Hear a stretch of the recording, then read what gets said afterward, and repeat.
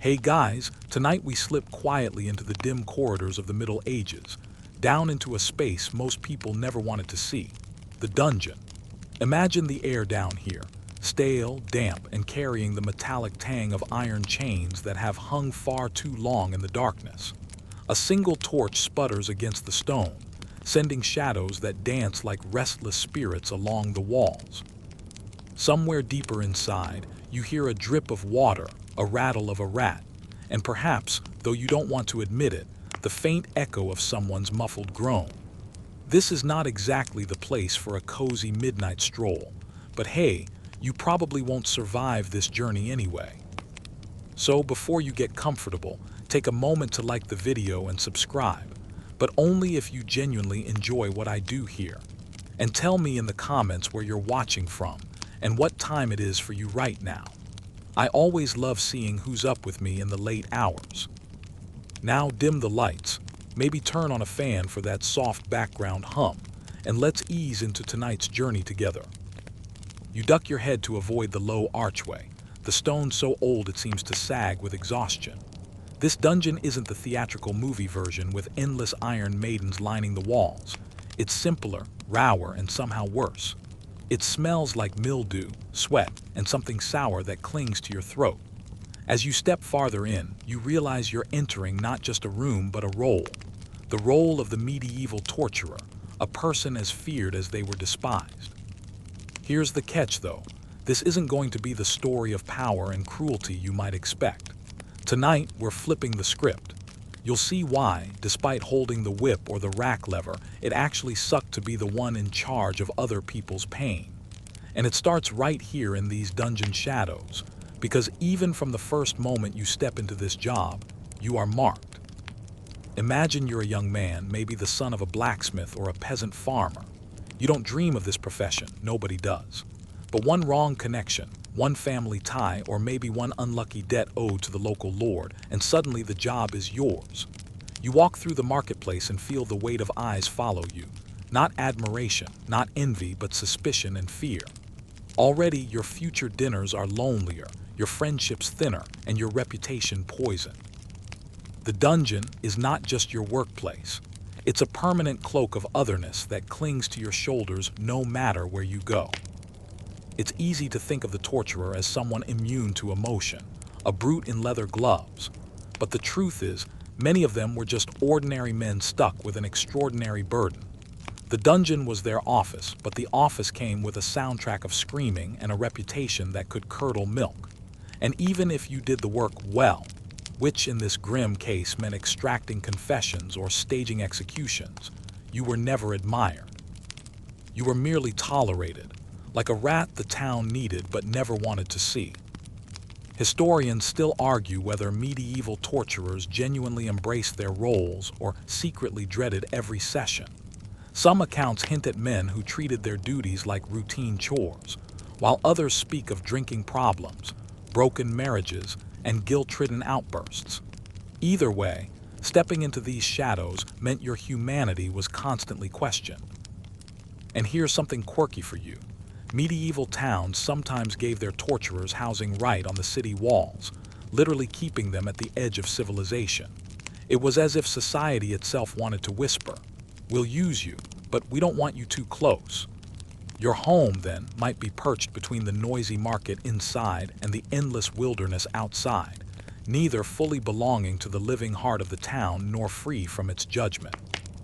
Even your children, if you had them, grew up with classmates who avoided them, calling them cursed or tainted.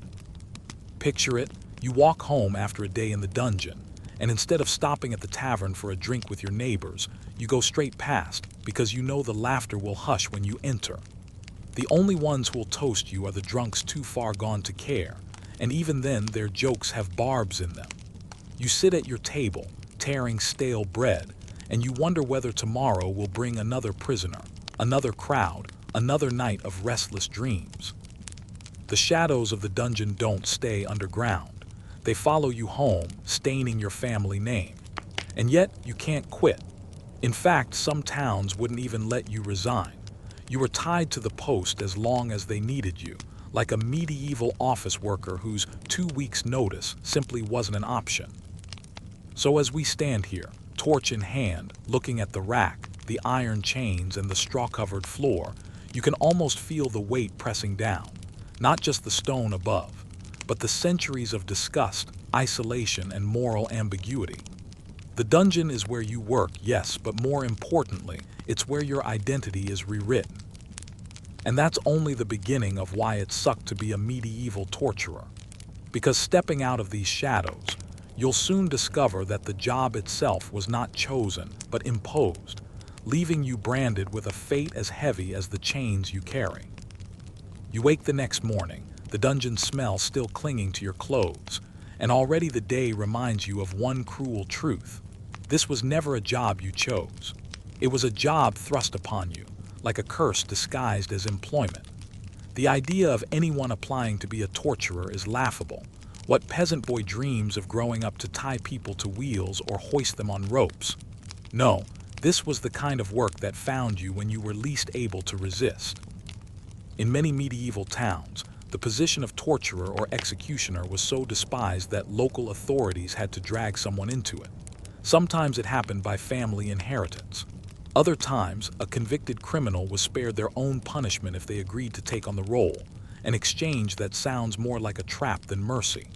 Imagine you've been caught stealing bread, and the judge tells you, well, you can hang for this, or you can do the hanging from now on. Talk about a deal with the devil. You don't get to say no. Even stranger, there are accounts of towns literally coercing foreigners or drifters to fill the role. You'd wander into a city gate with nothing but a sack of clothes, hopping for work, and suddenly the mayor's council decides you'd make a fine permanent torturer. No reference letter required, just a willingness, or rather an inability to resist the decree. From that day forward, you are the one who does the dirty work, and everyone else gets to wash their hands. Historians still argue whether such forced appointments happened everywhere or mainly in more desperate regions, but one thing is clear: very few medieval torturers walked proudly into the role. It was closer to conscription than career planning. Your life could pivot in a single unlucky moment, and the mark of that choice would follow you forever. Here's the quirky part. Some towns sweeten the deal just enough to keep you from running. They might offer free housing, exemptions from certain taxes, or even the right to keep the clothes of executed prisoners. That last perk sounds darkly comic. Congratulations, your pay raise is someone else's old tunic, but it shows how little actual money authorities wanted to spend on you. Of course, wearing the clothes of the condemned wasn't exactly a great look when you strolled through the market. People knew where they came from. Imagine the side eyes when you're trying to buy eggs wearing a doublet that once belonged to the town thief. And then there's the social pressure. Even if you wanted to back out, who would take your place? Nobody volunteers, and if you quit, you'd be branded a coward or, worse, a traitor to the community's justice. Some cities solved this by binding the role to families, forcing sons to inherit the post. Others solved it by refusing to let the torturer live inside town walls, making quitting even harder. Where would you go? What town would accept you once your reputation was already poisoned? Let's pause for a moment and picture your daily routine under these circumstances. The bell rings in the town square. A thief must be interrogated. You're called whether you like it or not because that's your duty. If you hesitate, the council fines you. If you refuse, you risk punishment yourself. So you trudge to the dungeon, your stomach knotted, your mind half dreading the work and half dreading the backlash of not doing it. Either way, you lose. What's fascinating here is that society built the torturer into a paradox. You were essential to the system of law and order, but you were also despised for performing it. It's like being forced to clean the communal latrine. Everyone needs it done, but nobody wants to shake your hand afterward. You didn't ask for this role, but you were trapped in it, and the more you did it, the deeper the trap grew. Even religion didn't offer comfort. The church frowned on bloodshed and cruelty, yet the church also benefited from torture in extracting confessions for heresy trials. You're caught between divine condemnation and earthly authority. You can't please both, so you live in a constant gray zone, Hopping, the priests look the other way and the lords don't look too closely. By now you can feel why this job was miserable before it even began. It wasn't the iron tools or the crowds or even the screams. That comes later. It was the fact that you never had a real choice. You became a torturer because no one else would, because society shoved you into the shadows where it needed you most but loved you least. So here you stand, a man pressed into service, carrying a title you never asked for. Already, the walls are closing in. You didn't want this job, but quitting isn't on the table. And soon enough, you'll find that living on the edge of society means the role follows you everywhere, far beyond the dungeon door. You leave the dungeon after another long day, boots damp from the dripping stones, and head back toward the town. But heading back toward the town is only half true. You don't live in the center, where the bakers sell their loaves warm or where the tavern fills with music. No, your little house sits on the outskirts, often right on the city wall itself, as though the town wanted to use you but not embrace you. It's a strange exile. You're both inside and outside, needed yet rejected, tolerated but never trusted. Living on the edge of society wasn't just a metaphor for medieval torturers, it was their reality. The placement of their homes was a physical reminder that they were different, tainted in some way. Imagine walking back from your duties and seeing children point at you before darting behind their mothers' skirts. You can almost hear the whispers. That's him. That's the one. You haven't even spoken a word, but your reputation enters the room before you do.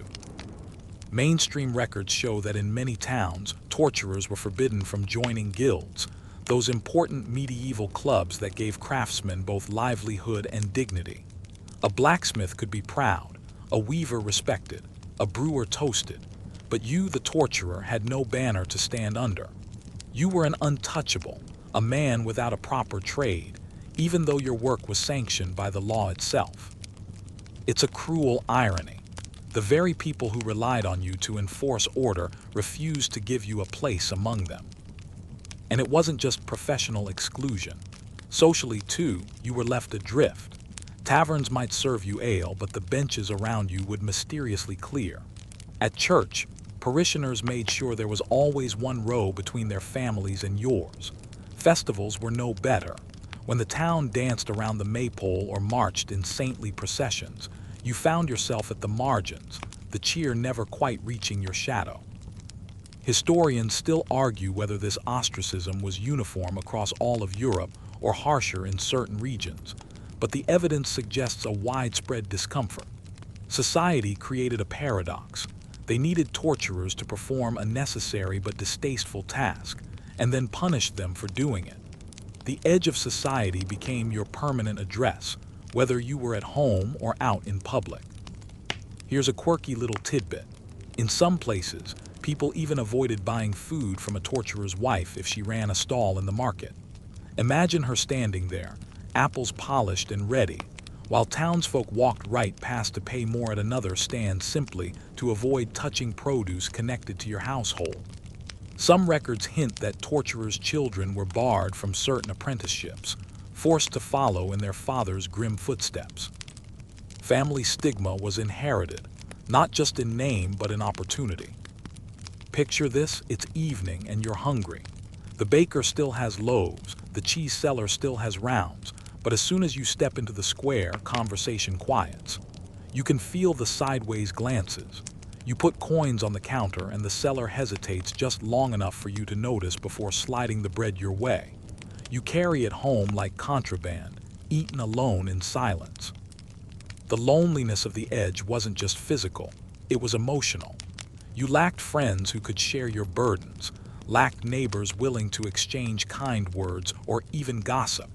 In a world where community meant survival, you were denied the very thing everyone else relied upon. Even the small joys of medieval life, a dice game in the tavern, singing a bawdy song after work, gossiping at the well, were tinged with rejection. If you joined, the laughter turned brittle. If you stayed away, you were forgotten. Either way, the message was clear. You existed in society's blind spot, acknowledged only when necessary.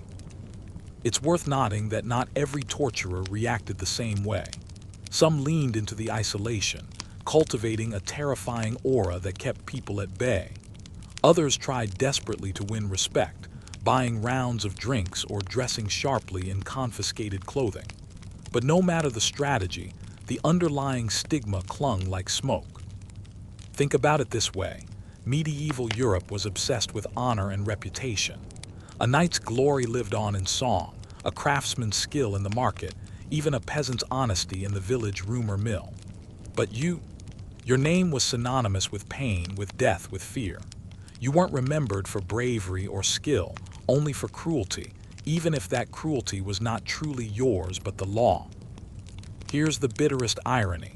Though you lived on the edge, you were also under constant scrutiny. The town wanted to keep you visible enough to summon when needed, but invisible enough to ignore afterward. You were simultaneously indispensable and disposable, like a tool kept in the shed, useful only when called upon, otherwise best forgotten.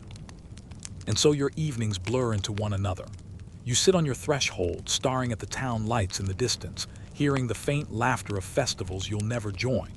You know that tomorrow and the day after and the day after that you'll still be the man on the wall, living close enough to serve, far enough to exclude. That's the reality of being pushed to the margins. The edge of society isn't a place you leave. It's a place you carry, no matter where you go. Can control the packing. The edge of society doesn't just mark your house or your reputation. It seeps into your very bloodline. Because once you are forced into this role, you quickly learn that it isn't just your burden. It becomes your family's burden too. Being a medieval torturer was like inheriting a curse, and once it settled on your name, it had a way of sticking for generations. Imagine being born into a family where your father is the man with the grim duty. From your earliest years, you hear whispers about him in the marketplace, see the way other children avoid playing with you, and notice how the priest's eyes linger on your family a little too long during Mass. You don't fully understand yet, but you feel it. By the time you're old enough to help carry buckets of water or sharpen tools, you realize this job is just your father's. It's your destiny too. Many towns passed the role of torturer and executioner directly from father to son. It wasn't written in stone, but it was an unspoken rule. Who else would take the job? No respectable craftsman wanted the stain. No farmer wanted to abandon his fields for the dungeon. So the easiest solution was to keep the position in one family, generation after generation, like a hereditary illness nobody could cure. The townsfolk may have despised you, but they also wanted consistency. Better to keep the taint contained in one line than to spread it around. This kind of inherited stigma created an identity you couldn't shake. Children of torturers grew up with fewer chances to apprentice in other trades, fewer opportunities for marriage, fewer invitations to join the community. Even if you dreamed of becoming a carpenter, a soldier, or a merchant, your surname dragged you back to the dungeon. Historians still argue whether every region enforced this inheritance strictly or whether some sons managed to escape the role. Records are patchy, but enough evidence survives to show that in many places, once your family was marked, your future was mapped. Some towns even gave torturer families certain privileges, like free meat from the butcher or exemption from some taxes, not as kindness, but as a way to ensure you stayed tied to your station. In other words, they made your cage slightly more comfortable so you wouldn't run away. Here's a quirky and slightly tragic tidbit. In some regions, the torturer's children could only marry within a very small social circle, often other unclean professions like knackers, who disposed of animal carcasses, or grave diggers. Over time, these families became entwined, creating little pockets of society that lived together at the margins. Picture a neighborhood where the gravedigger, the executioner, and the animal tanner all shared space, united not by choice but by exclusion. It's like the medieval version of a cul-de-sac nobody else wanted to live on. Now imagine being the son of a torturer. Your father wakes you in the morning, tells you to fetch water or clean tools, maybe even help restrain a prisoner as you grow older. You learn the trade not because you want to, but because it is assumed you will. Your classmates call you names. Girls avoid you. And yet, the law still expects you to step into your father's shoes when the time comes. It's a legacy you never asked for, yet you're trapped in it like a fly in amber. Worse still, your family's reputation doesn't just haunt you in life, it follows you in death. Some burial records suggest that torturers weren't given prominent graves. In certain towns, they were buried on the outskirts of cemeteries, separated from the rest of the faithful. The taint of the profession extended even to your soul, at least in the eyes of the community. Imagine living your whole life on the margins, only to be shoved to the edge of consecrated ground after death. The cursed family legacy wasn't only about exclusion, it was about identity theft. Your name became synonymous with the work, no matter who you were as a person. Maybe you were kind to your children, maybe you were generous to beggars, maybe you even hated the work more than anyone. None of that mattered. In the collective memory of the town, your name was forever chained to racks, ropes, and scaffolds. And this inheritance could weigh heavy on fathers too. Imagine looking at your young son, knowing the stigma and misery he will one day carry. You may try to protect him, shield him, maybe even send him away to another town. But news traveled and surnames were sticky. Many fathers simply resigned themselves. If I must bear it, so must he.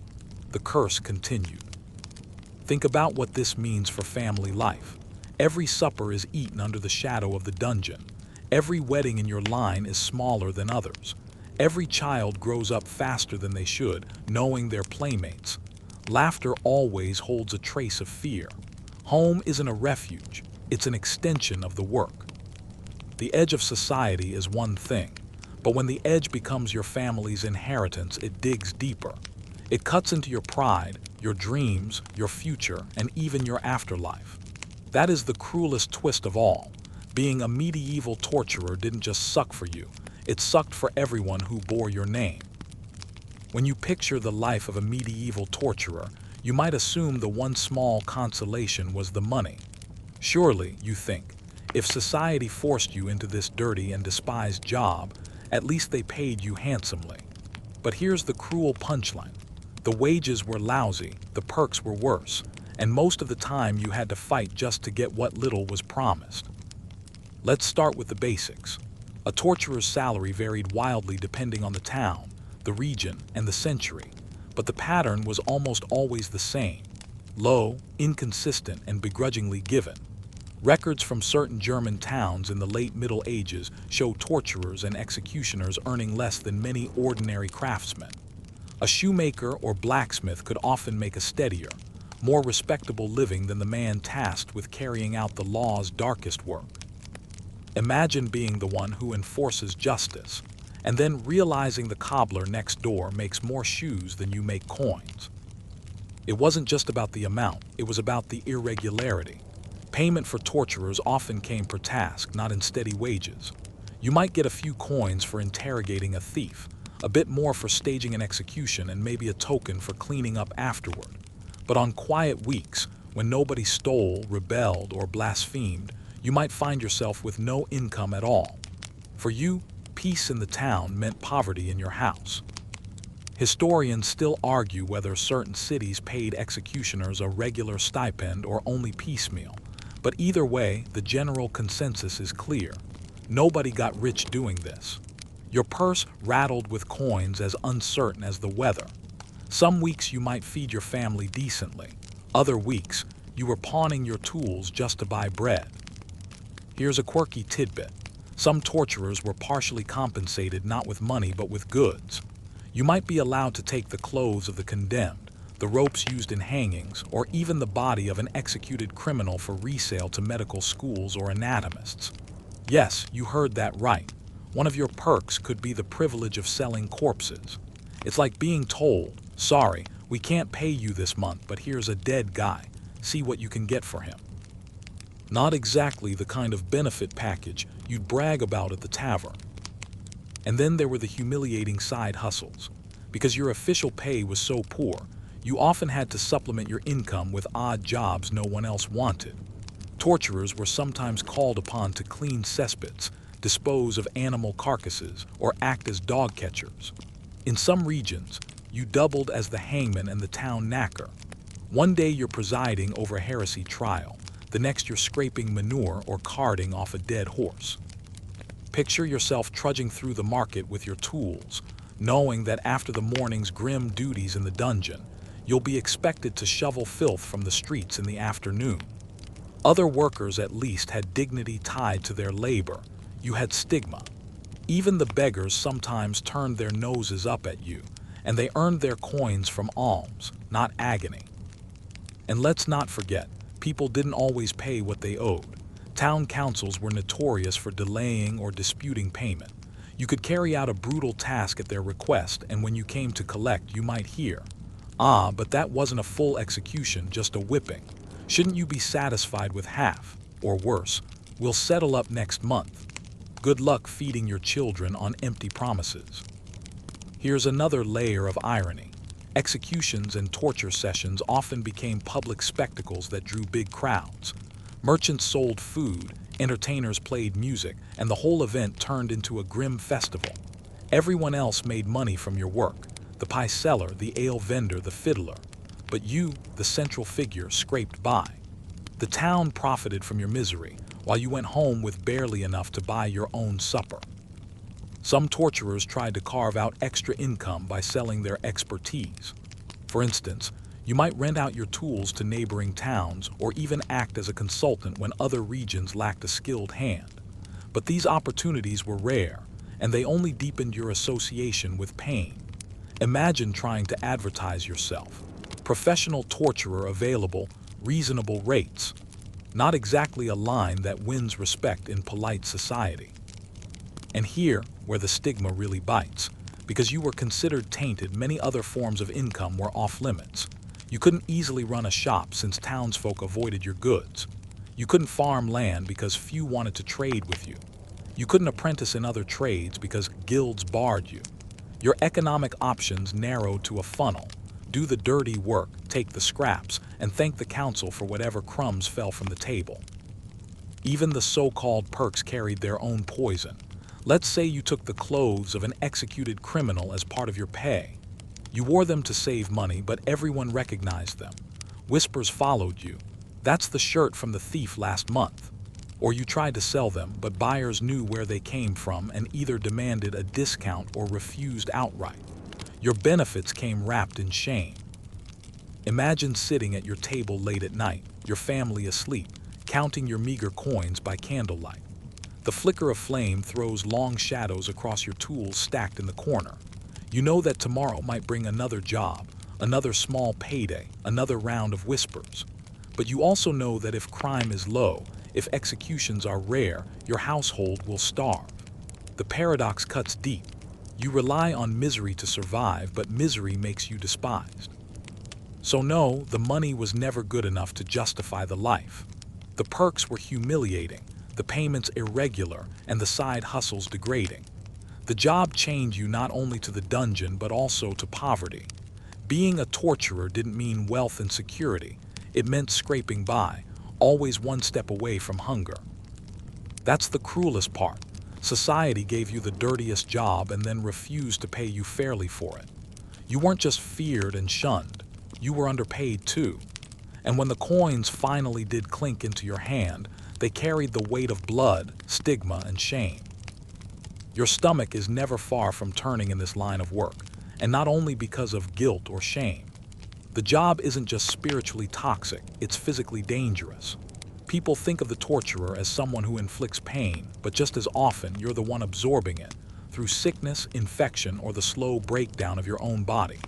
The tools you use are heavy, the environment is filthy, and the clients you work with are diseased, desperate, and sometimes violent. Step back into the dungeon with me. The torchlight flickers across a wooden rack, its beams darkened with sweat and time.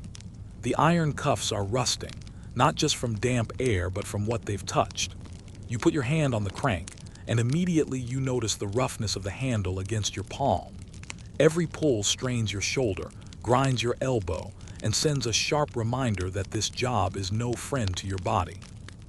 Day after day, year after year, the repetitive motions wear you down like a millstone grinding grain. We sometimes forget that medieval torturers were not working with sterilized stainless steel in bright, clean rooms. These were tools of wood, rope, and iron, often left unwashed between uses. Imagine tightening manacles around a prisoner who's been rotting in a cell for weeks, lice crawling on his clothes, sores weeping on his arms. You're up close and personal with him, adjusting straps, checking knots, bracing his body. You can smell the fever on his breath. And here's the reality. There were no gloves, no masks, no disinfectants. Every cough he lets out, every spray of spit, every trickle of blood is a potential invitation to disease. Historians still argue how frequently torturers fell ill compared to the general population, but given the conditions, it's hard to believe they avoided it for long. The Middle Ages teemed with illnesses: plague, pox, leprosy, dysentery, and the dungeon was practically a petri dish for them all. Some executioners and torturers were recorded as dying young, and while not all records give causes, it's easy to imagine infections cutting their lives short. Here's a quirky but telling tidbit. In certain German towns, torturers were sometimes tasked with acting as informal surgeons, since they already handled bodies and had sharp tools. Need a tooth yanked or a wound cauterized? The torturer might do it. But remember, this is the same guy who spends his days handling diseased prisoners with unwashed hands. If you thought medieval barber surgeons were questionable, imagine entrusting your toothache to the dungeon master. Your chance of leaving with more problems than you arrived with was uncomfortably high. And it's not just the risk of disease, it's the risk of direct injury. Prisoners sometimes fought back. Even bound, a desperate man can bite, spit, kick, or claw. Imagine leaning in to fasten a rope only to feel a set of teeth clamp down on your hand.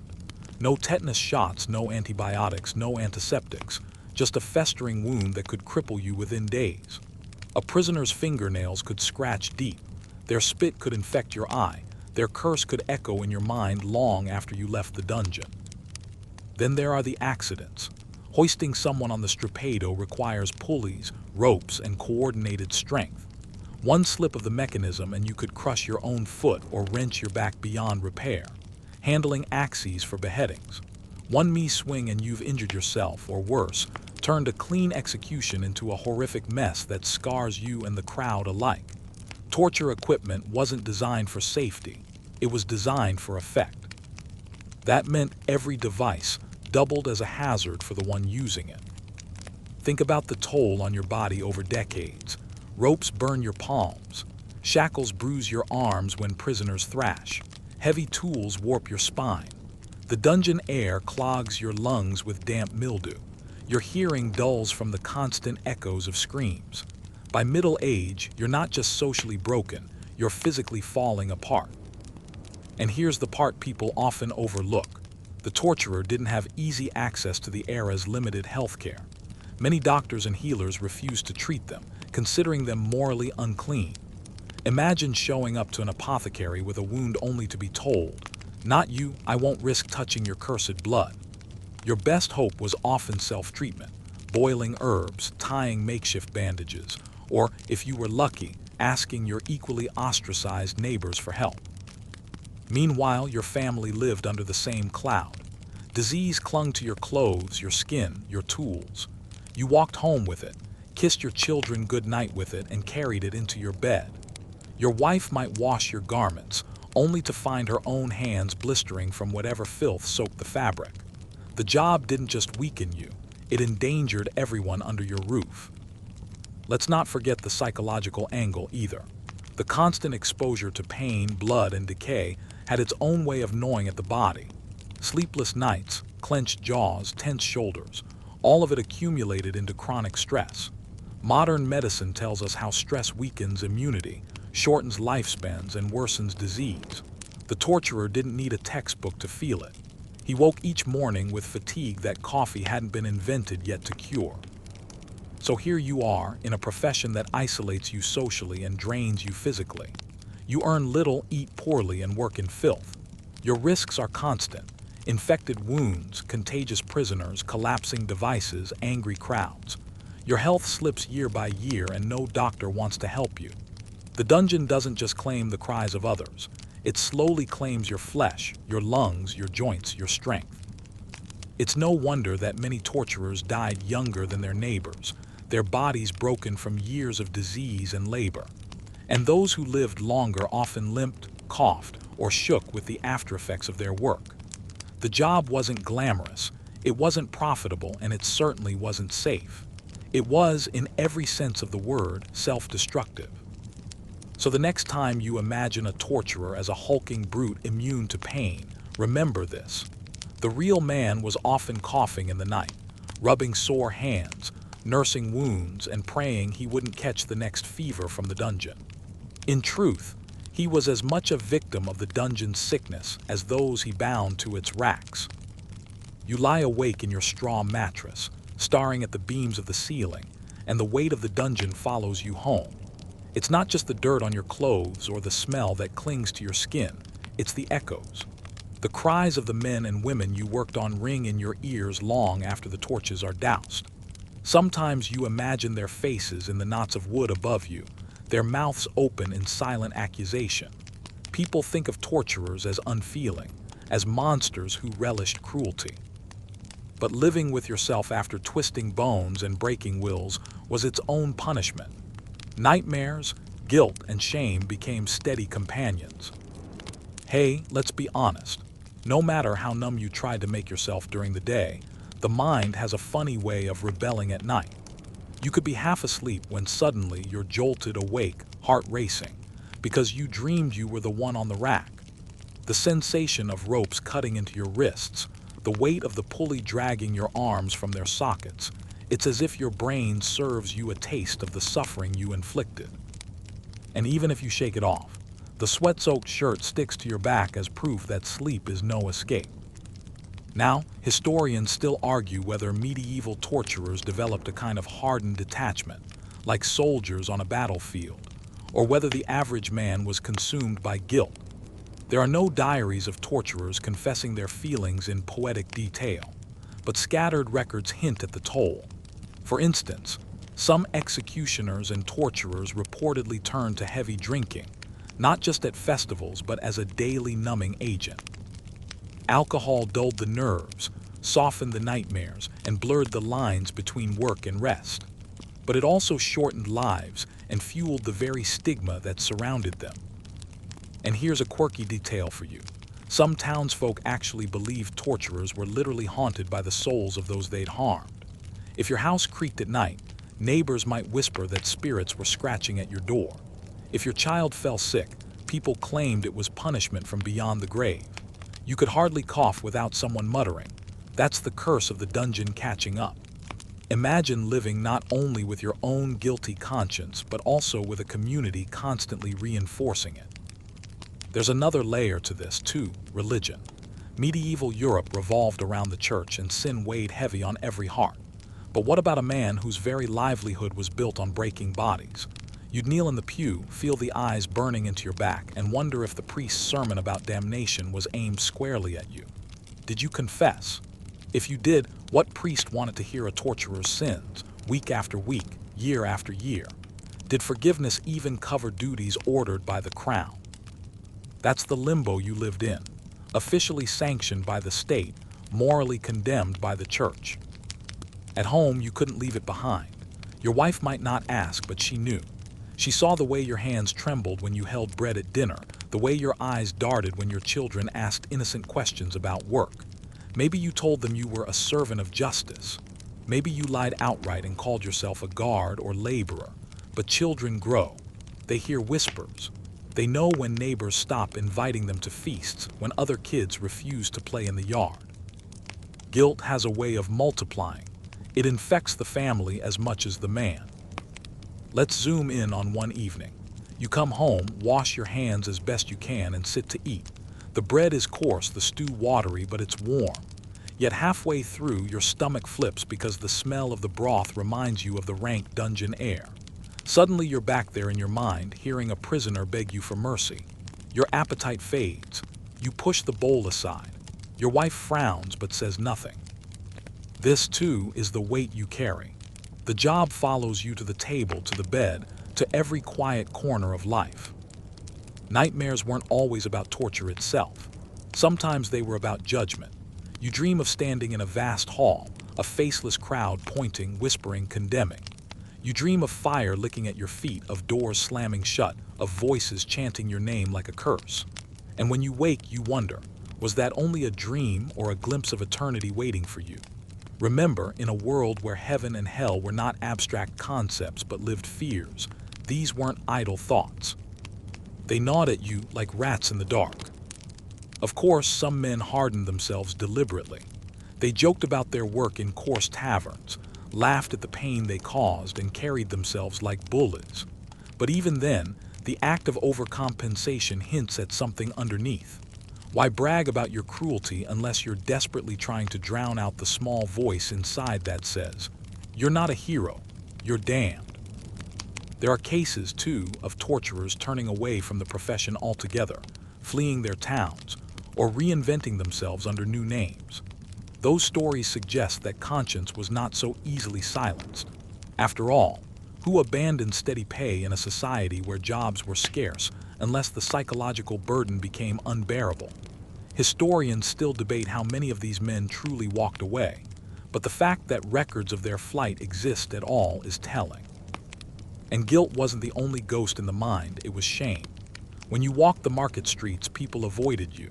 They didn't spit or throw stones, that was too dangerous. Instead, they stepped aside, lowering their eyes, or else they stared just long enough to make you feel like something foul. That silent rejection carved deep. Humans crave belonging, and without it, you're left hollow. Shame fills the cracks that community once held. Even entertainment could betray you. Traveling storytellers sometimes dramatized executions or whispered about notorious torturers in faraway lands. Imagine standing in the crowd, listening to a minstrel exaggerate the deeds of men like you, while townsfolk laugh or shudder. Do you laugh along, pretending you're in on the joke? Or do you shift in your cloak, praying no one glances your way? The line between anonymity and exposure was razor-thin. The stress showed itself in the body, tremors in the hands, teeth ground down from clenching, a hollow look that others noticed but never named. In an age without psychologists, you had nowhere to turn. Maybe you confided in another torturer, but those chances were rare. After all, most towns only had one. So the guilt was bottled, pressed down, and recycled in sleepless nights and restless days. Now here's the irony. People feared torturers as cruel, heartless men. But in many ways, the torturer was emotionally flayed by his own profession. Haunted by nightmares, weighed down by shame, and convinced that eternal punishment loomed just beyond death, he lived a life that was never truly free. The dungeon wasn't just a workplace. It followed him like a shadow, an invisible chain dragging behind every step. So yes, you inflicted agony by day, but by night, you were the one writhing in it, tossing, sweating, begging silently for a peace that never came. The cries of others became your lullaby, and guilt your bedfellow. For all the physical danger of the job, it was the mind that bore the deepest wounds. The morning bells toll, echoing across the rooftops of town, and you rise with the weight of another day. The world outside is ordered, markets open, priests preach, bakers knead dough. But you occupy a place that straddles two realms, one ruled by kings, laws, and judges, and another governed by the church with its sermons of sin, penance, and salvation. And here's the rub. As a torturer, you're caught awkwardly in the middle, belonging fully to neither, distrusted by both. From the crown's perspective, you are a servant of justice. The king, duke, or council doesn't get his own hands dirty. He needs someone to enforce order, extract confessions, and make executions stick. You're that someone. In court records, your name might be scribbled in as the hand of justice or the servant of the court. Without you, the machinery of law slows to a crawl. When accused criminals refuse to speak, judges turn to you. When heretics persist in their errors, inquisitors nod in your direction. You're the human lever that makes the system function. But step into a church and the picture changes. The priest doesn't praise you for your service. Instead, you hear the gospel read aloud. Do unto others as you would have them do unto you.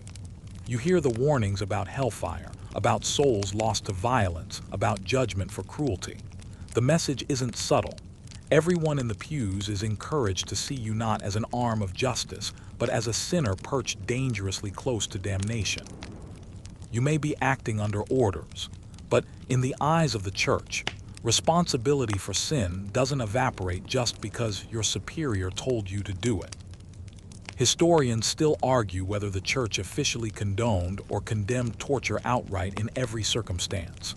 The truth is more complicated.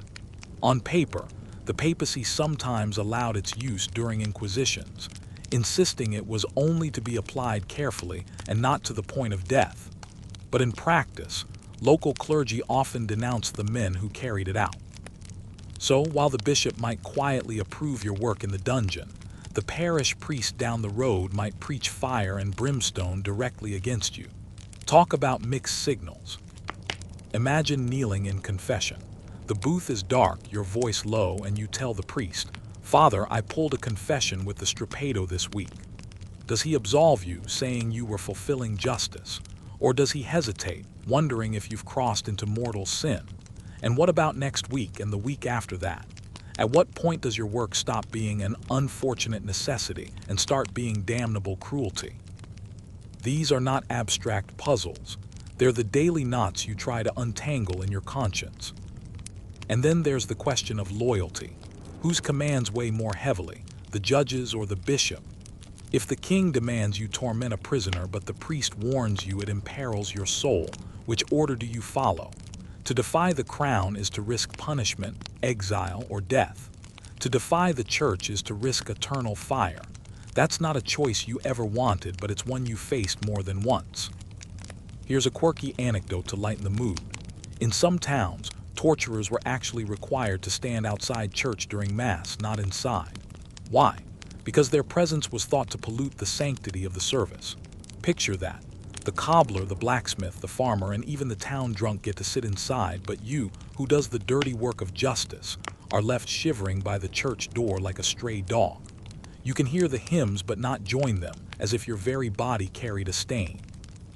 And it wasn't only the clergy who reinforced this sense of being caught between worlds. Ordinary townsfolk saw it too. When you carried out executions ordered by the crown, they might cheer, jeer, or demand more spectacle. But once the deed was done, they'd look at you with suspicion, muttering that no Christian man should grow so accustomed to violence. It's a double bind. You're despised if you don't do your job, despised if you do it well. One of the most uncomfortable roles you played was working alongside inquisitors. These were men of the church, robed in authority, tasked with rooting out heresy. They would question, threaten, and pronounce judgments, but when it came time for physical coercion, they turned to you. They might say, "Apply the question," which was a polite way of saying, "Bring out the rack." You were their tool, summoned and dismissed like a hammer.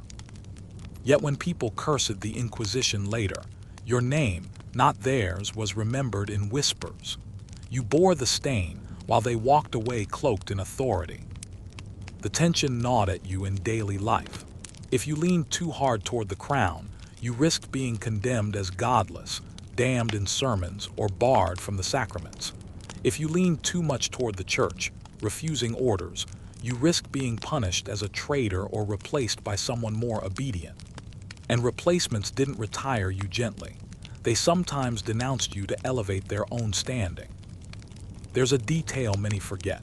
Sometimes kings and councils themselves were squeamish about your work.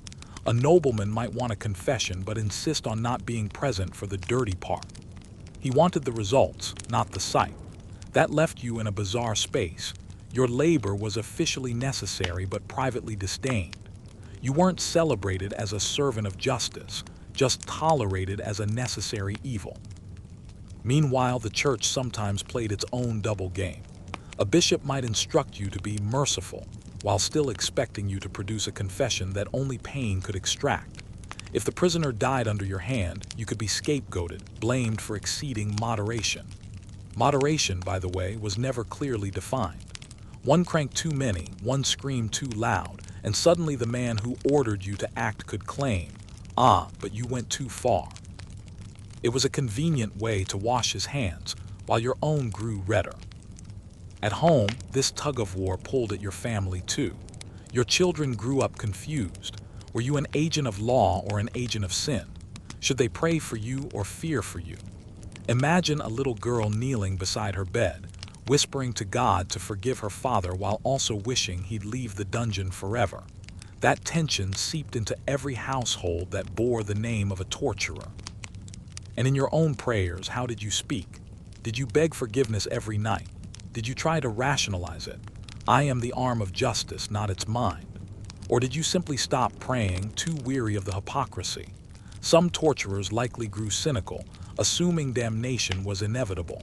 Others clung to scraps of hope, attending Mass faithfully even when neighbors scooted away from their pew. What historians debate most is whether torturers saw themselves as instruments or individuals. Were they resigned to being pawns of power, detached from responsibility? Or did they shoulder it as personal guilt, believing themselves accountable before God? The evidence is fragmentary, but either way, the position was precarious. When the crown leaned on you, your conscience burned. When the church rebuked you, your loyalty was questioned. No matter where you stood, the ground crumbled beneath your feet. So you kept walking that thin line between altar and throne, between confession and command. You served both and belonged to neither. Every order you carried out echoed with double meaning.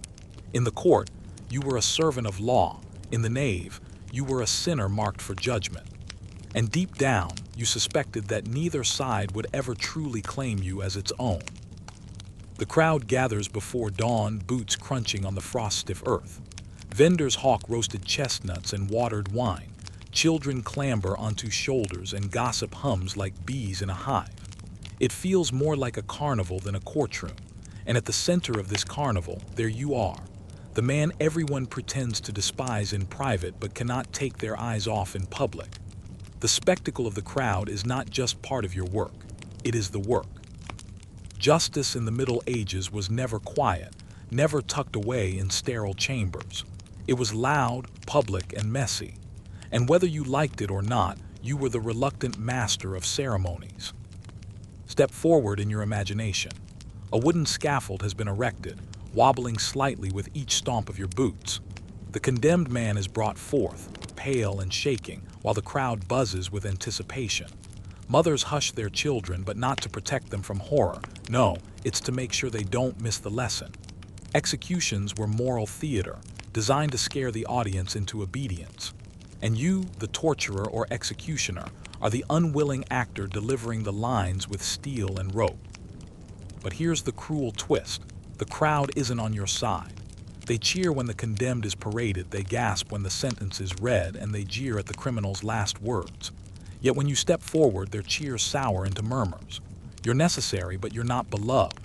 If the beheading goes cleanly, the credit goes to justice.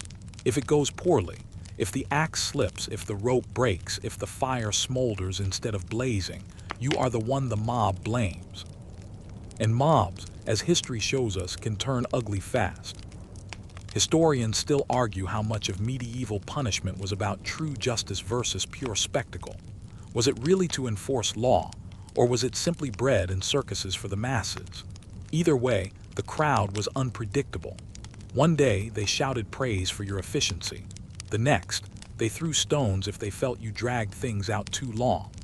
Imagine standing on that scaffold, sweating under the weight of dozens or hundreds of eyes, knowing one wrong move could make you the villain of the day.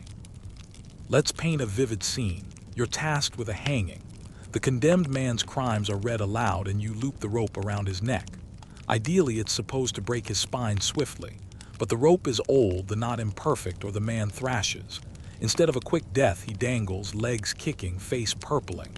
The crowd roars not in sympathy but in outrage. Pull harder, they scream. Do it right. A rotten apple smacks your shoulder. Someone spits. The guards look uneasy, because now their job is to protect you from the very people you were hired to serve. And it's not just hangings. Beheadings carry their own risks. The axe is heavy, the prisoner nervous, the crowd bloodthirsty. One clean strike and you're fine. But what if you misjudge the angle, or your arm tires, or the condemned jerks at the last moment? Now you're hacking like a butcher, sweat dripping, while the crowd howls with disgust. There are even recorded cases of executioners being attacked afterward, beaten for botching the show. Imagine trying to do your job, while your own safety depends on how neatly you can sever a neck. Quirky tidbit time. In some towns, executioners were actually expected to put on a bit of flair, almost like entertainers. They'd lift a severed head, show it to the crowd, maybe even shout a line or two about justice being served. In Paris, some executioners became minor celebrities, their skill at clean work admired even as people crossed the street to avoid them off duty. It's a bizarre contradiction. You were despised socially but cheered in the moment, like a gladiator no one wanted to shake hands with. And then there's the economy of spectacle. Crowds expected a show, and vendors thrived on it. Merchants sold food, trinkets, even bits of rope or ashes from the pyre as grim souvenirs. You standing on the scaffold could hear laughter, bargaining, the clink of coins. While you strained under the weight of duty and stigma, everyone else turned your labor into a festival. That dissonance stung. You were sweating, shaking, maybe sick to your stomach, while others treated it like a holiday outing. Children were among the spectators, too. Parents deliberately brought them to teach them a lesson. Imagine catching the eyes of a boy no older than your own son as you swing the axe. What is he learning? Not just that crime doesn't pay, but that someone. You must bloody his hands to drive that point home. And when you walk home later, children run from you, whispering that you smell of death. The very same eyes that watched in awe at the scaffold dart away in fear when you passed them in the lane. Sometimes the crowd wanted cruelty. A quick death disappointed them. If you lit a heretic's pyre and the fire caught too fast, burning him before he could scream long enough, the people grumbled. They wanted drama, agony, a drawn-out spectacle. You were expected to calibrate suffering to match their appetite, and if you miscalculated, too fast or too slow, you bore the brunt of their discontent. It's a grim reminder that your audience wasn't there for justice. They were there for entertainment, and you were both stagehand and scapegoat. Historians debate whether crowds ever felt pity for the condemned. Some accounts suggest occasional sympathy, especially if the prisoner died bravely or was seen as wrongly accused. But here, the problem. When the crowd turned sympathetic, their anger redirected to you. You became the symbol of cruelty, the hand that silenced a voice they admired. One slip in the balance of emotion, and you risked being chased from the scaffold by furious townsfolk. The church sometimes tried to sanctify the spectacle, with sermons and prayers woven into the proceedings. But even then, the spectacle often drowned out the sanctity. Priests prayed for souls while the mob jeered for blood. And you stood there hearing both, the solemn Latin chants and the raw, vulgar cries. Which voice do you heed? The priest's blessing or the crowd's demand for more? There's another danger too, recognition. In the moment the crowd sees you in official garb, tools in hand, acting as the hand of justice. But later, when you walk through the market, those same faces remember you as the man who made them sick or made them cheer. They point, whisper, sometimes sneer. You can never fade into anonymity. Even if you longed for an ordinary life, the scaffold carved your identity into every memory around you. Let's not forget the physical environment of these spectacles. Cold rain soaking your cloak, summer heat baking the scaffold while the smell of blood turned rancid in minutes, horses shifting nervously as crowds pressed close. The constant threat of a riot if emotions boiled too high. You weren't just dealing with a single prisoner. You were dealing with the collective hunger of hundreds of onlookers. Keeping control of that chaos was as much a part of your survival as wielding the axe. So the spectacle of the crowd was a double-edged sword. It gave your work visibility, a strange kind of legitimacy, even a chance to prove your skill. But it also exposed you to judgment, hostility, and danger every single time. You were expected to terrify criminals, impress authorities, and entertain the mob, all while balancing your own fear of becoming their target. The irony is sharp. You who inflicted pain in the dungeon's shadows were most vulnerable under the open sky. Surrounded by eyes, judged by cheers and jeers, you lived at the mercy of the crowd's mood. Some nights you walked home with applause ringing in your ears. Others you walked home dodging stones, wondering if next time the mob would turn fully against you. And that uncertainty gnawed at you more than any chain or whip. For in the theater of medieval justice, the torturer was not the star, not the villain, not even the judge. You were the stagehand who could never leave the stage, trapped in the glare of an audience that loved the show but despised the showman. The dungeon smells of rust and damp wood, and the air is thick with the tang of iron. The tools of your trade sit on a wooden table, laid out like a grim banquet. The rack, the thumbscrews, the strappado ropes, branding irons, pincers, chains. To an outsider, they might look like props from a nightmare. To you, they are daily instruments of work. But here's the truth no one thinks about. These tools are not just terrifying for prisoners. They are burdensome, costly, heavy, and sometimes even dangerous for you, the man forced to maintain them. When people imagine a torturer, they often picture a hooded figure gleefully turning a wheel or heating an iron. But they don't imagine you lugging a rack beam through a narrow corridor, straining your back as you set it in place. They don't imagine you sharpening blades for hours, sweating in the gloom, because dull edges caused more chaos than fear. And they definitely don't imagine you negotiating with the town council, insisting you need new ropes or oil for the pulleys, only to be told, money's tight, make do with what you have. That's the first burden, upkeep. These tools weren't mass-produced in a factory. They were handmade, cobbled together by local smiths, carpenters, or sometimes even by you. Wood warped in damp dungeons, ropes frayed, iron rusted. If you didn't keep them in order, they broke mid-session, embarrassing you in front of judges or inquisitors. Imagine trying to crank a rack, only to have the rope snap. The prisoner laughs, the judge frowns, and the crowd murmurs that you're incompetent. Worse, a broken tool could injure you directly. A chain flying loose could smash your hand. A pulley snapping could send you tumbling. Here's a quirky detail. In some towns, torturers were expected to double as blacksmiths or carpenters, simply because no one else wanted to touch the devices. If you needed a new screw, you forged it yourself. If the rack creaked ominously, you tightened the beams with your own tools. That meant long hours not just tormenting prisoners, but hammering metal, sawing wood, and smelling pitch as you repaired the very machines that defined your cursed livelihood.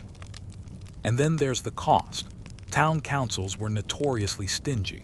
Some records show torturers filing complaints, demanding reimbursement for supplies like oil, nails, or replacement wood. Payments were delayed or reduced, forcing you to cover expenses out of your meager wages. Imagine being told, you must terrify criminals to keep law and order, but please do it with the cheapest rope and the weakest nails possible. That wasn't just frustrating, it was humiliating. Historians still argue whether torture tools were as elaborate as popular imagination suggests.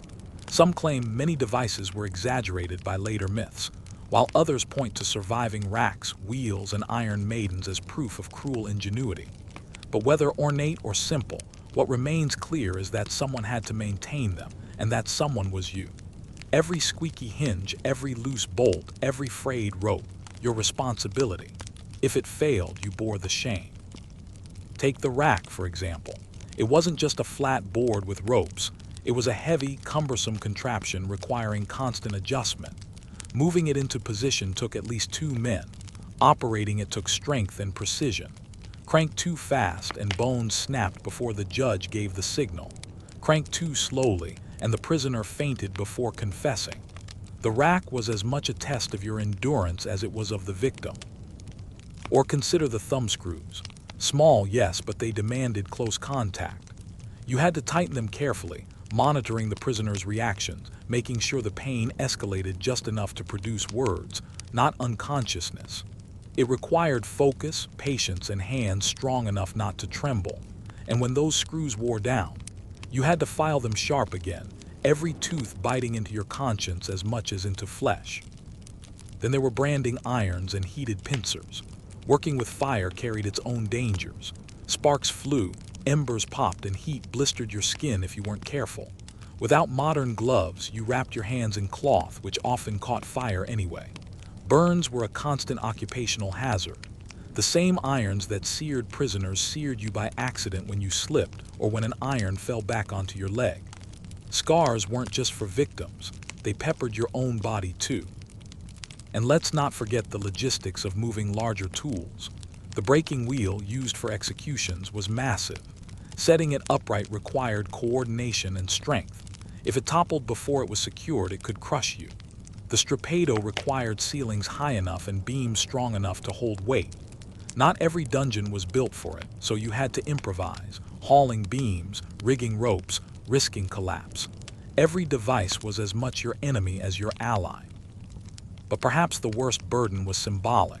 Tools carried meaning. To the prisoner, they were instruments of fear. To the crowd, they were symbols of cruelty. But to you, they became chains of reputation. Even when they sat unused, tucked into corners, people knew you were their keeper. Children whispered that you slept beside racks.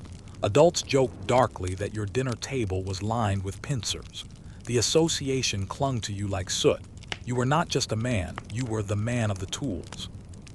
Sometimes those very tools became excuses for your ostracism.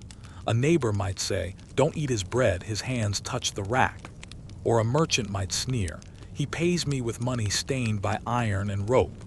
You couldn't even sell or pawn your tools. No one wanted them. They had value only within your cursed profession, locking you deeper into it. There's another angle to consider: guilt by creation. Suppose you invented or improved a device, something that made your work more efficient. On paper, you might win praise from a judge for cleverness, but in stories told later, you became a monster, credited with designing cruelty itself. Historians still debate whether certain infamous devices, like the Iron Maiden, were medieval realities or later inventions, but the idea remains. Tools were tied forever to the man who wielded them. So picture your daily reality. You haul chains that strain your back. You oil hinges that squeak like dying voices. You sharpen screws until your fingers ache. You tend fires that scorch your skin. And every task reinforces your identity as torturer, the keeper of dreadful things. Your tools are not conveniences. They are burdens, physical and moral, grinding you down with every crank, every spark, every bolt. The irony: in the end, these tools gave you no glory, no wealth, and no respect. They broke your body, drained your purse, and chained your soul. The rack might stretch prisoners, but it stretched your life thin, pulling you between duty and despair. The screws might crush fingers, but they crushed your chances of normal friendship. The irons might brand flesh, but they branded your name forever in infamy. You weren't just surrounded by tools, you were defined by them, weighed down by them, trapped by them. They were your livelihood and your prison, your instruments and your punishments. And long after you were gone, the tools remained, whispered about, displayed, remembered, not as evidence of justice, but as relics of cruelty, each one echoing your name. You stand in the dungeon, sweat dripping from your brow, hands raw from the ropes, shoulders aching from turning wheels and hefting chains. Torture isn't a desk job, it's hard physical labor. And like any hard labor done in poor conditions, it takes a toll on your body year after year, until you find yourself bent, scarred, and prematurely old. People see the grim figure in the hood and think you're frightening. But take the hood off, and they'd see a man broken down by the very work that's supposed to make him powerful. Let's start with the most obvious hazard: back-breaking strain. The rack and other large devices weren't lightweight props. They were massive pieces of wood and iron, heavy enough to require lifting, shifting, and cranking. You bent, pulled, twisted, and strained, sometimes for hours in a single session. Without modern ergonomics, you lifted with your back instead of your knees, pulled ropes until tendons burned, and wound gears until your muscles screamed. Day after day, your joints wore down. Arthritis, slipped discs, chronic back pain, all of it crept in early, long before you turned gray. By your 40s, you moved like an old man. Then there were the burns. Heating irons and pincers over open flame wasn't tidy work. Sparks flew. Embers spat from the brazier. Iron rods glowed white-hot, and one slip of your hand could mean scorched skin. You didn't have protective gloves or aprons, just rough cloth wrappings that often caught fire themselves. Accidents were inevitable. Many torturers bore the same burns on their arms and legs as the men they branded. You may have been inflicting the pain, but you weren't immune from tasting it yourself. Your lungs didn't fare much better. Dungeons were enclosed, poorly ventilated places. When you heated irons, the smoke from the fire filled the chamber, mixing with the stench of sweat, mildew, and fear. You coughed, wheezed, and sometimes choked. Over time, your lungs weakened. Chronic bronchitis, shortness of breath, constant coughing fits. These weren't signs of old age alone. They were occupational hazards. Imagine climbing the dungeon stairs after a long session, wheezing so hard you nearly collapse, while townsfolk glance at you with suspicion instead of sympathy. And then there's the risk of infection. Handling prisoners meant dealing with blood, sweat, and sometimes worse. You tied ropes around festering limbs. You reused irons and screws without cleaning them properly. Nobody thought about hygiene the way we do today. When blood splattered, it spattered on your clothes, into cuts on your own skin. If you sliced yourself while sharpening a blade or adjusting a chain, bacteria had an open door. Fevers, infected wounds, and sepsis haunted your profession. In some ways, the torturer's health risks looked eerily like a medieval doctor's, except without any of the respect. One quirky tidbit: in some towns, torturers were also tasked with executions involving animals, like dispatching rabid dogs or horses deemed dangerous. That meant wrestling beasts, risking bites, trampling, and scratches.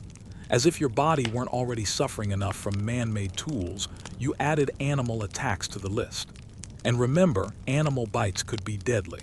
Rabies wasn't treatable.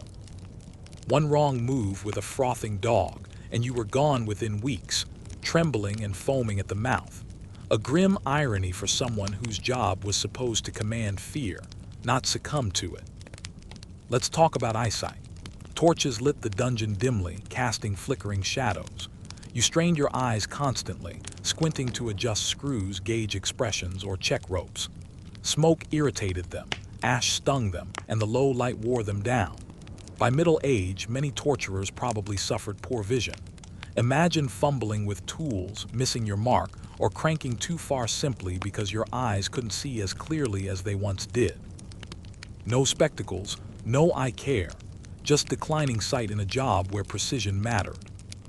Historians still argue whether torturers were as physically degraded as we imagine, or whether some managed to stay robust thanks to the physicality of their work. But chronic strain, burns, infections, and poor air don't lie. The evidence suggests this job shaved years off your life, making you old before your time. And of course, the accidents. Every job has risks, but in your line of work, a single slip could be disastrous. If a prisoner kicked out at the wrong moment, you might catch a blow to the head. If a chain snapped, it might lash across your chest. If a pulley gave way, you could be crushed beneath the beam. Unlike the men in battle, you didn't have armor to soften the blow. You worked exposed in plain tunic and hose, vulnerable to every mishap. Another strange danger: reprisal. Prisoners sometimes fought back. In stories, we imagine them as helpless victims, but in reality, desperation gives people strength. A man about to be stretched might thrash, spit, or even grab at your tools. Some torturers were injured when prisoners bit them, clawed at their faces, or smashed their heads against them in blind rage. In such close quarters, with no guards always at hand, you were never fully safe. Even sleep offered no relief. Pain radiated from your joints, burns itched and scabbed, lungs wheezed in the night. Nightmares plagued you, sometimes of prisoners screaming, sometimes of tools breaking, sometimes of yourself strapped to the very rack you operated. You woke drenched in sweat, heart racing, then dragged yourself back down into the same chamber the next morning. The work scarred your mind as well as your body, layering trauma upon fatigue until your spirit sagged under the weight. It's easy for modern minds to imagine torturers as brutes who relished cruelty. But pause for a moment and picture the physical cost. Imagine limping through town, hunched, coughing, scarred, with burn marks up your arms and fingers stiff from arthritis. Does that look like a man reveling in power, or a man crushed by the work that chained him to survival? One last layer of cruelty: nobody admired your suffering, Soldiers limped proudly from battle, wounds displayed as badges of honor. Blacksmiths showed off their calluses as proof of skill. Farmers compared sunburns and blisters as signs of hard work. But your injuries only reminded others of your shameful profession. A burn on your arm wasn't a mark of labor, it was a whisper of cruelty. A limp in your walk wasn't seen as sacrifice, it was the taint of your cursed duty. Your body carried your work everywhere you went, and instead of sympathy, you received avoidance, mockery, or fear. So yes, the work was physical, grinding your bones, lungs, skin, and nerves into dust. But the cruelest cut wasn't the pain itself. It was knowing that your broken body earned you no respect, no compassion, and no relief. You were damaged by your tools, scarred by your labor, and despised for the very suffering you endured. A man destroyed both inside and out, with no one to remember him kindly. You step out of the dungeon after hours of grim work, back aching, hands blistered, lungs raw from smoke. For a fleeting moment, you might imagine fresh air will bring some relief, that the town outside might treat you as necessary, maybe even useful.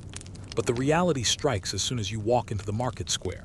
The townsfolk don't honor you, they don't thank you, and they certainly don't treat you as someone with power. No, they mock you, they whisper behind your back, and sometimes they laugh outright. To them, you are little more than a necessary embarrassment, an awkward reminder of human cruelty hiding in their midst. It's a cruel paradox. Inside the dungeon, you're feared. Shackled men tremble at your approach, prisoners plead at the sight of your tools, judges issue commands assuming you'll carry them out with precision. But outside those walls, you're a joke, a walking contradiction. People want you invisible, but since you have to live among them, they reduce you to a punchline, a shadow, an oddity. Imagine trying to buy bread. You hand over coins and the baker hesitates, just long enough for you to notice. Then he snatches the money as if it carries disease. Behind you, a child whispers, "That's him, the one who burns people." You hear muffled giggles, or worse, a theatrical groan as someone pretends to be racked by invisible ropes. And then you carry your bread home, pretending not to notice, heart heavy with the humiliation of being both necessary and despised. The irony here is sharp. Torturers were supposed to represent law and order. Their work was sanctioned by judges, inquisitors, and councils. Yet the very people who demanded their services, the same community that wanted confessions extracted and punishments delivered, treated them as dirty, almost laughable outcasts. The phrase, "don't shoot the messenger," never applied. Instead, townsfolk did the opposite. They shunned and mocked the messenger while still relying on his grisly deliveries. One mainstream fact that illustrates this well. In many regions, torturers were legally restricted in where they could live. Sometimes they had to reside on the edge of town, in special houses set aside for unclean professions.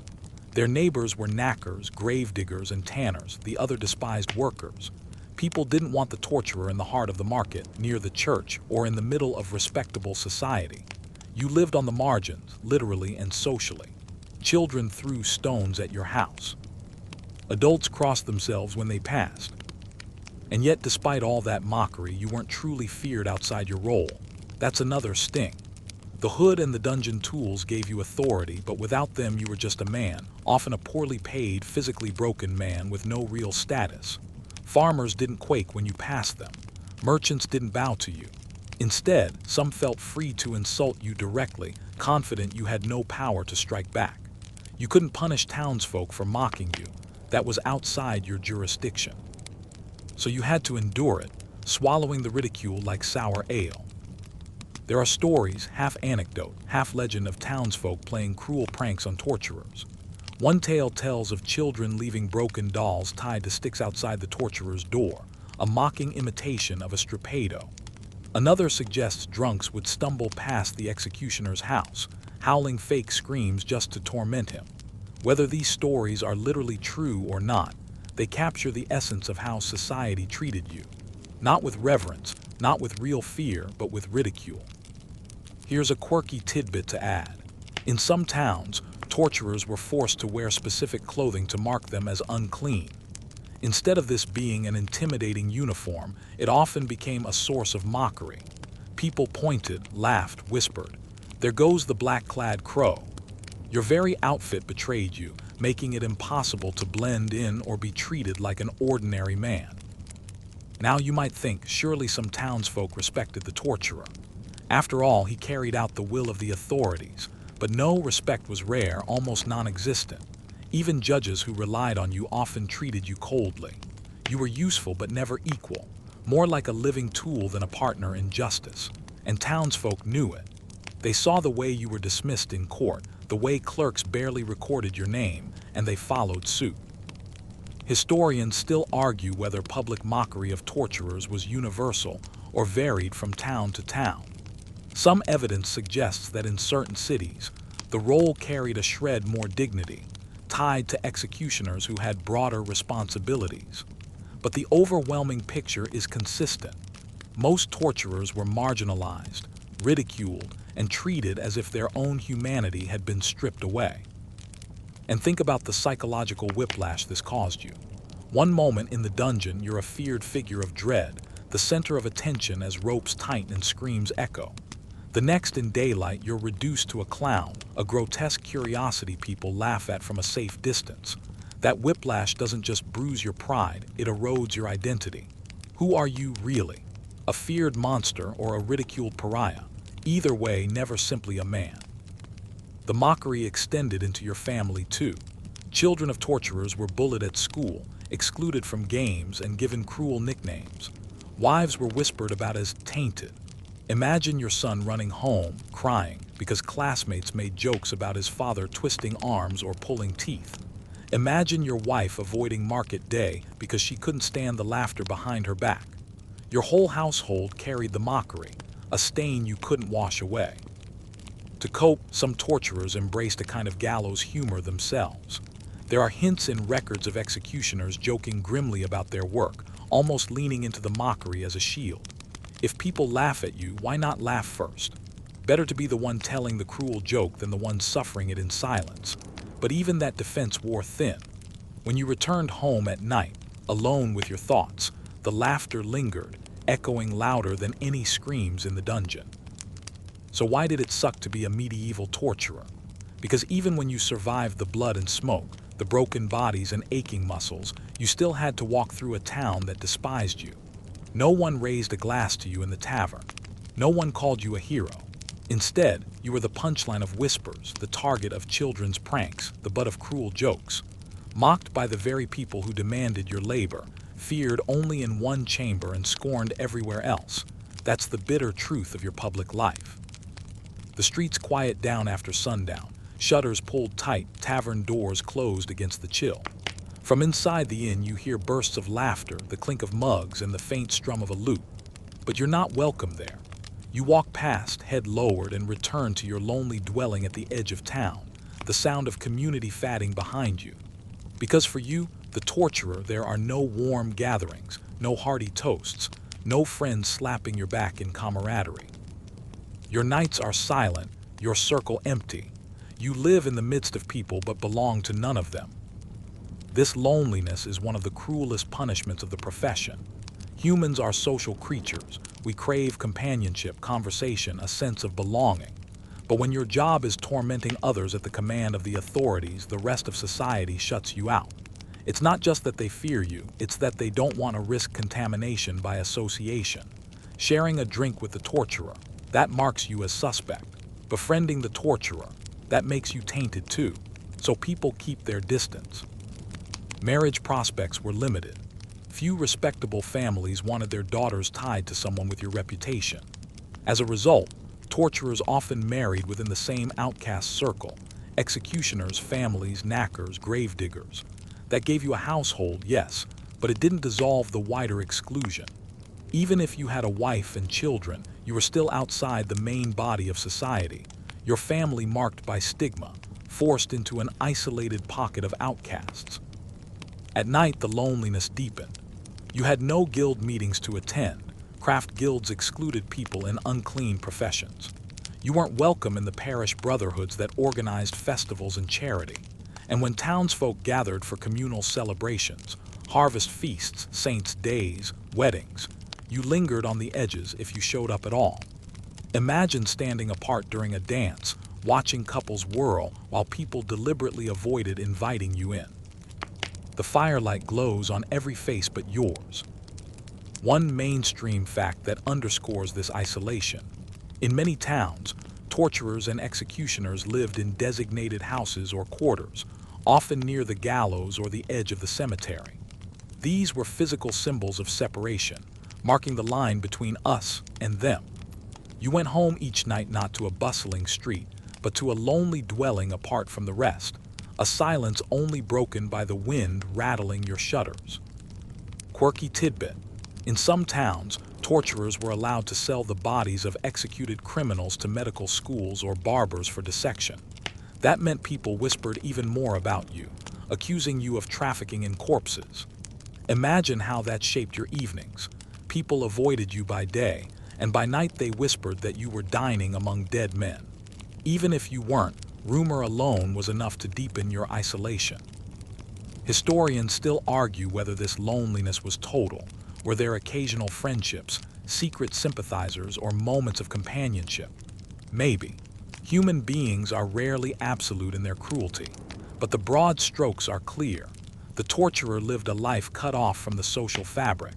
Even if one or two brave souls befriended you, they did so at a cost, and they probably didn't do it openly.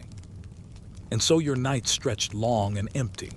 After the work, after the mocking stares, after the awkward transactions at market, you sat in your house alone. You ate your meal in silence, perhaps with your family if you had one, but never in the roar of a tavern hall. You lit your candle, watched the wax drip, and listened to the muffled laughter of townsfolk in the distance. What happens to a man when community is stripped away? He starts to fold inward. You brood, you ruminate, you nurse grudges. You replay the screams of the day in your head, wondering whether you were too harsh or too lenient. You replay the laughter of townsfolk in your memory, their sneers louder in the silence of night. And slowly, your mind twists under the weight of solitude. Sometimes you try to push back. Maybe you attempted to show generosity, giving alms to the poor, helping neighbors with odd jobs. But generosity from a torturer wasn't seen as kindness. It was seen as suspicious. People wondered what you wanted in return. They whispered that you were trying to cleanse your soul. Even good deeds were twisted in the public eye, leaving you doubly isolated. Cut off from bad company because of your work, cut off from good company because no one trusted you. Even religion gave little relief. Yes, you went to mass, but you sat apart. Some priests hesitated to offer you communion, muttering that your hands were stained. In certain cases, torturers and executioners had to maintain their own chapels, away from the main congregation. Imagine kneeling in prayer, feeling eyes boring into you, not in fellowship but in judgment. Faith, which should bind people together, instead became one more wedge driving you into solitude. The loneliness wasn't only social, it was existential. At night in your silence, you asked yourself questions no one else dared to ask. Did the confessions mean anything? Were the prisoners guilty or just broken by pain? Did the judges care about truth or only about maintaining power? And where did that leave you? A servant of justice or just a cog in a cruel machine? With no friends to talk to, no community to reassure you, those questions echoed louder and louder, gnawing at your sanity. And here's the harshest irony. The very people who mocked you by day relied on you by night. When crime threatened, when heresy whispered, when treason brewed, they wanted you ready. Yet when your work was done, they shut their doors against you. You were a tool, nothing more. Used in daylight, discarded in darkness. So your nights stretched on, long and hollow. You sat in silence, lit by candle flame, haunted by screams, mocked by memories, abandoned by neighbors. The town thrummed with life outside, but you never touched it. You were part of society only in its darkest corner, never in its warmth. And in the end, that might have been the worst torture of all, to live among people but to be forever alone. The church bells ring, echoing across the rooftops. Their sound is supposed to draw every soul in town toward salvation, promising comfort, forgiveness, and eternal peace. But for you, the torturer, that toll carries a different weight. You walk to mass like everyone else, cloak pulled tight, boots scuffing the cobblestones. But as you approach the heavy wooden doors of the church, you already feel the eyes on you. Heads tilt. whispers stir.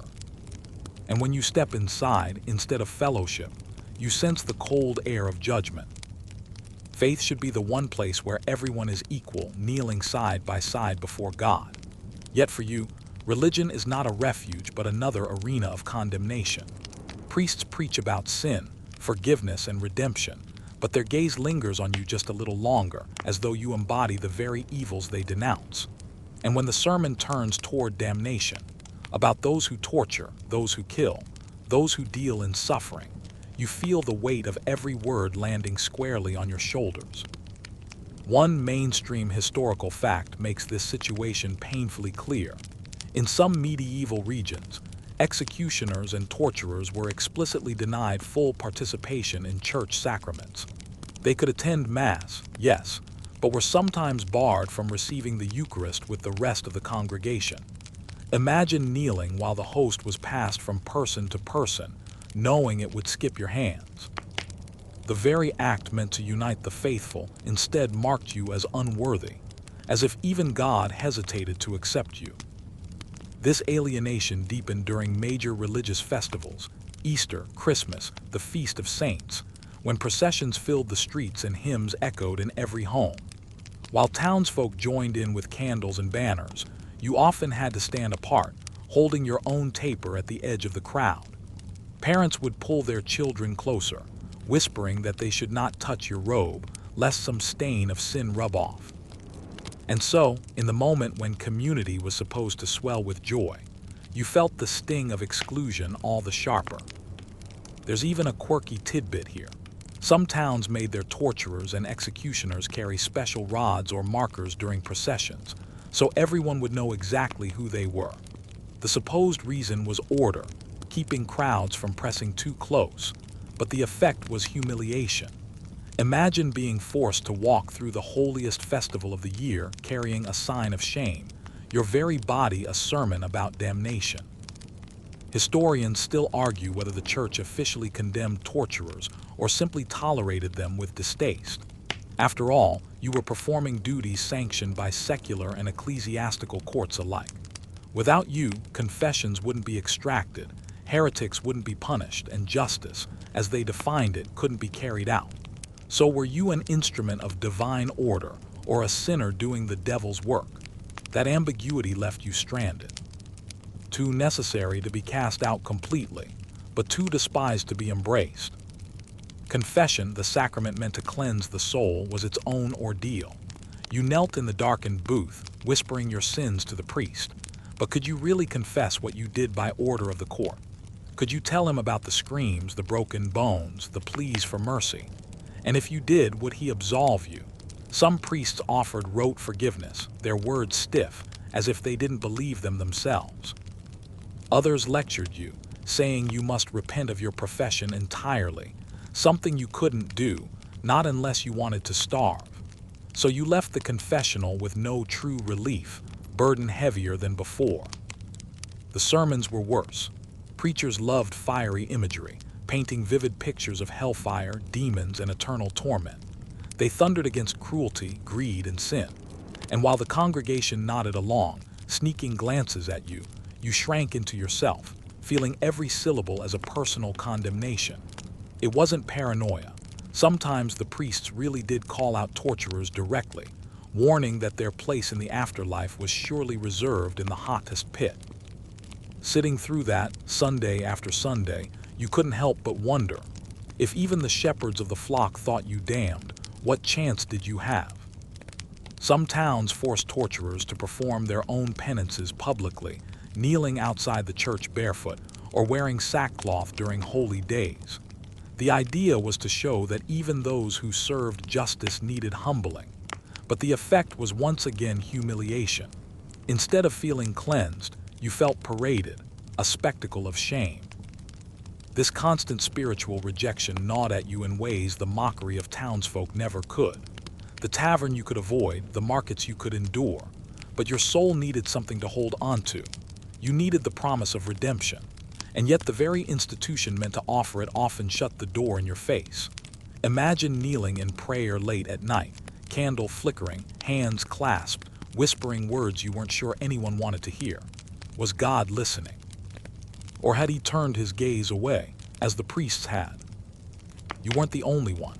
Across Europe, others in your profession wrestled with the same torment. In Nuremberg, records show executioners petitioning for the right to attend church like ordinary citizens. In France, some begged for burial in consecrated ground since parishes often refused. Even in death, exclusion lingered. Imagine the chilling thought. Not only would you be ostracized in life, but when you finally laid down your tools and closed your eyes, the churchyard gates might still be barred. So faith, instead of offering solace, became one more wound. You still went through the motions, attending Mass, kneeling at the right moments, murmuring the prayers.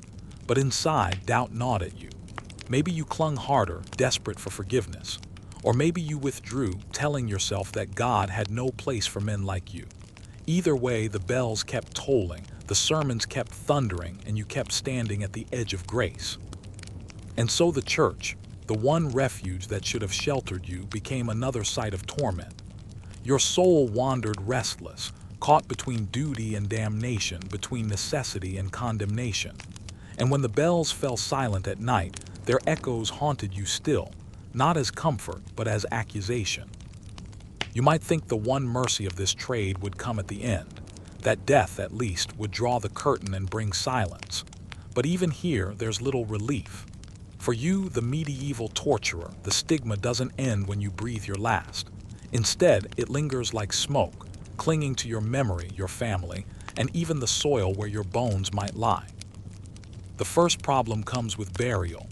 Ordinary townsfolk, no matter how poor or sinful, could expect to rest in the consecrated earth of the parish graveyard. A bell might toll for them, prayers might be said, and their families could visit their graves to light candles and whisper remembrances. You, however, weren't guaranteed any of that. In many towns, torturers and executioners were denied burial inside the main cemetery. Some were interred on the margins, just beyond the church walls, in unmarked or hastily dug pits.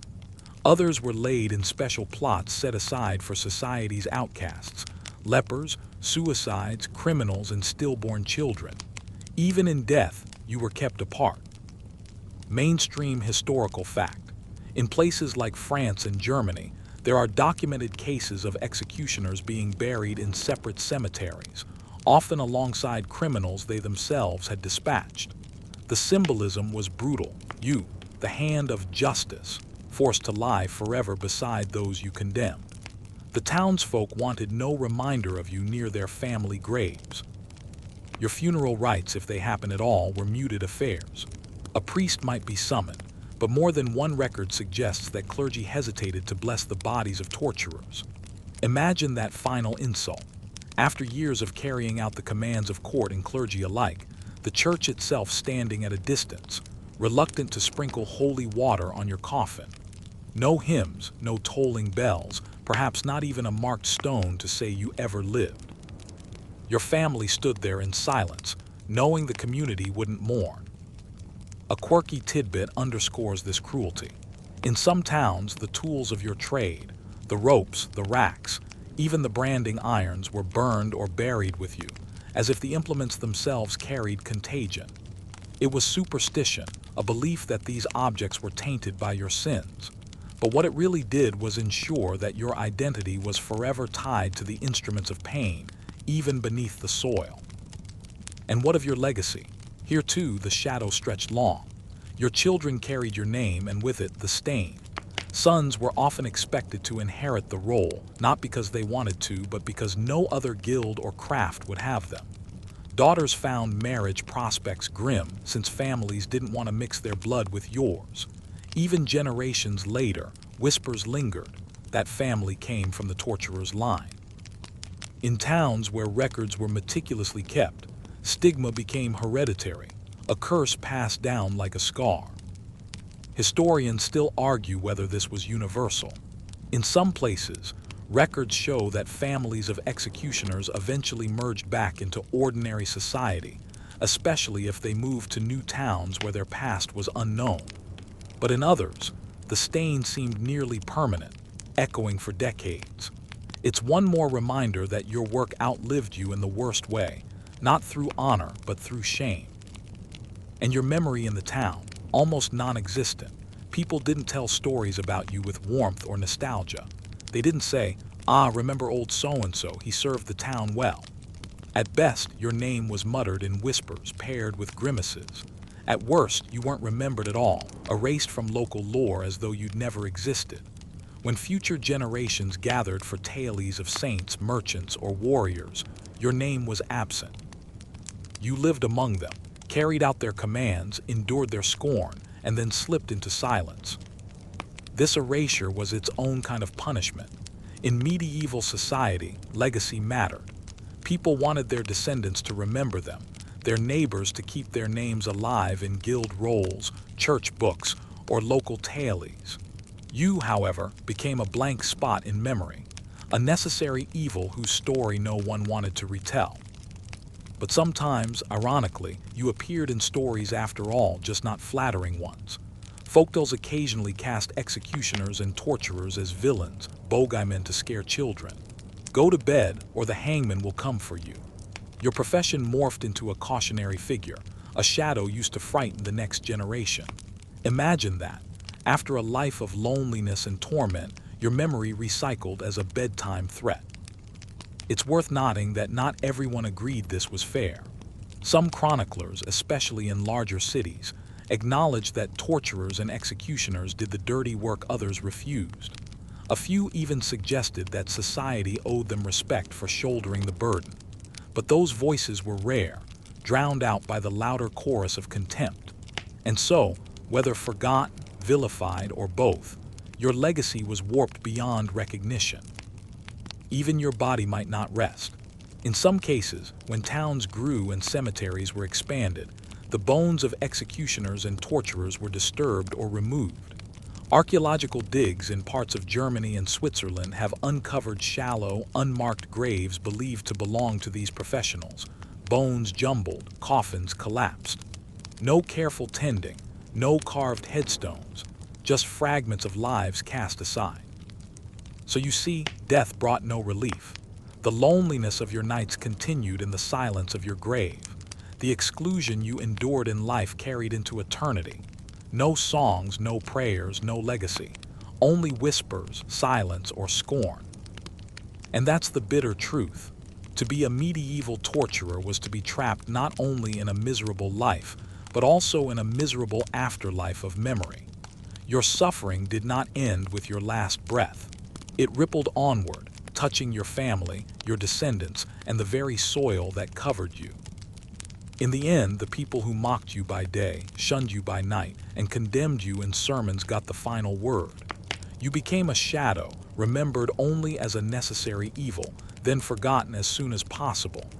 Your life was a cage, your death a dismissal, and that perhaps is the cruelest fate of all. And now we've reached the end of the road. You've walked the long and lonely path of the medieval torturer, step by step, through duty and stigma, through firelit chambers and silent nights, right up to the grave itself. It has been heavy, hasn't it? But here, at this point in the journey, you can finally set that burden down. Let your shoulders relax. Let your breath ease. The clang of chains, the murmur of markets, the toll of bells, those sounds fade away now. What lingers is only quiet, a soft and steady quiet that asks nothing more of you. The story we traced tonight was not one of comfort, but of truth. Truth about how even those who carried out the darkest tasks were themselves trapped in cages of fear, loneliness, and condemnation. But unlike them, you are free. You can step out of their world at any time. You can close the book, dim the candle, let the medieval shadows dissolve into nothing more than distant history. So breathe deeply once more. Picture yourself standing at the edge of that old town, but instead of turning back toward the gallows or the dungeon, you step away. You walk toward fields under starlight, toward quiet places untouched by judgment or pain. Each step carries you farther from the noise, nearer to peace. The world of the torturer fades behind you. What remains is rest. A soft pillow beneath your head, the hush of night around you, and the steady rhythm of your own heartbeat guiding you gently into sleep. Rest well now. You've listened long, you've journeyed far, and it's time to let go. Sweet dreams. Sweet dreams.